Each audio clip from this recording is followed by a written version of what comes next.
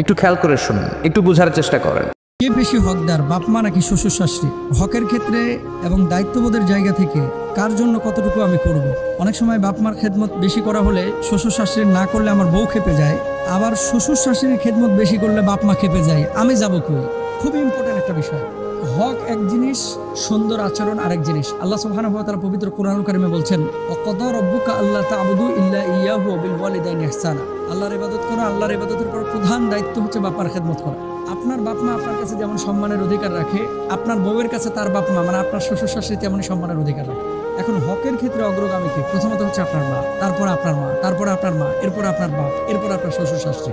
কিন্তু যখন আপনি হাজবেন্ডের বাড়িতে চলে আসছেন, আপনার বাপ মা, আপনি যার অভিভাবকত্বে এতদিন ছিলেন, তার সাথে সম্পূর্ণ সম্পর্ক শেষ। ব্যাপারটা এরকম না। স্বামীর খেদমত, স্বামীর প্রতি দায়িত্ববোধ, এটা যেমন ইসলাম আপনাকে দায়িত্ব দিয়েছে, সামর্থ্য অনুযায়ী আপনার বাপ মাকে সাহায্য সহযোগিতা করা, বাপ মার খেদমত করা, এই দায়িত্ব কিন্তু ইসলাম আপনাকে দিয়েছে।